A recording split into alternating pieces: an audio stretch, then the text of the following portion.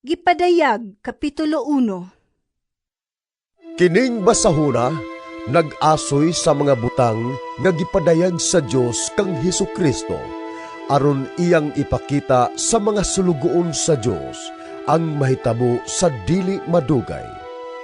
Og gipadayag kini ni Kristo pinaagi sa iyang anghel ngadto sa iyang sulugoon nga si Juan. Gisugilon ni Juan ang tanan nga iyang nakita, ug kini ang iyang asoy may tungod sa mensahe sa Dios ug sa kamatuoran nga gipadayag ni Hesukristo. Bulahan ang mubasa niining basahon sa mga propesiya ug bulahan ang mamati ug magtuman sa lisulat niini, kay duol na ang panahon nga mahitabo kining tanan. Gikan ni Juan alang sa 7 ka iglesia sa lalawigan sa Asia, mainyo ang grasya ug kalinaw gikan kaniya, ang Dios karon kaniadto ug ang muanhi. Mainyo usab ang grasya ug kalinaw nga gikan sa 7 ka espiritu nga anaa sa atubangan sa iyang trono o gikan kang Hesukristo, ang kasaligang saksi, ang unang gibanhaw nga mauusab, ang nagmando sa mga hari sa kalibutan. Gihigugma kita niya og pinaagi sa iyang dugo, giluwas kita niya sa atong mga sala. Gihimo kita niyang usa ka gingharian sa mga pare, aron mag-alagad sa iyang Dios og Amahan. Iya ni Hesukristo ang dungog o gahom sa walay katapusan. Amen.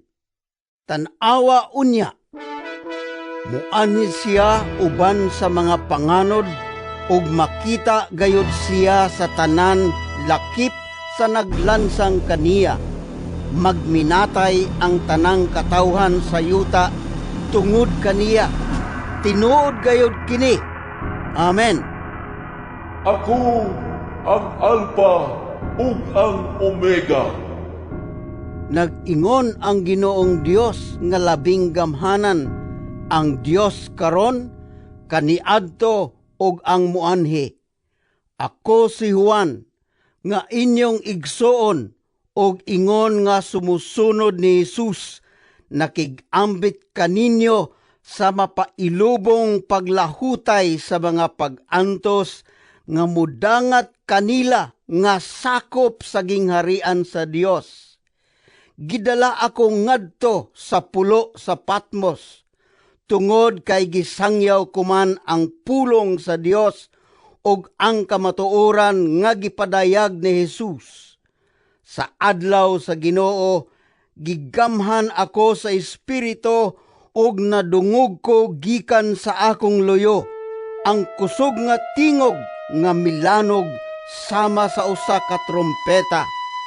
Miingon kini, isulat ang imong nakita ug ipadala ang imong sinulat ngadto sa 7 ka iglesia, sa Efeso, sa Smyrna, sa Pergamo, sa Tiatira, sa Sardes, sa Philadelphia ug sa Laodicea. Milingi ako pagsusi kun kinsay nakigsulti kanako, ug nakita ko ang 7 ka bulawan nga butanganag suga. Sa taliwala niini nagtindog ang dawtaw nga nagsulob og biste nga sangko sa iyang tiil, o gibaksan ang iyang dughan og bakos nga bulawan. Ang iyang buhok puti kaayo ug ang iyang mga mata sama sa nagdilaab nga kalayo. Ang iyang tiil sama sa bronse nga tinunaw sa hudno, ug unya gipasinaw ug midahunog ang iyang tingog sama sa dakong busay. May gikuptan siyang 7 ka bituon sa tuon niyang kamot ug migula sa iyang baba ang hait nga espadang duhay sulab. Sulaw ang iyang naong ingon sa adlaw sa udtong tutok. Sa pagkakita ko kaniya, natumba ako sa iyang tiilan daw patay. Unya, gitapiun niya kanako ang tuon niyang kamot og miingon siya. Ayaw kahadlok. Ako ang sinugdan ug ang katapusan. Ako ang buhi. Namatay ako apan tan-awa.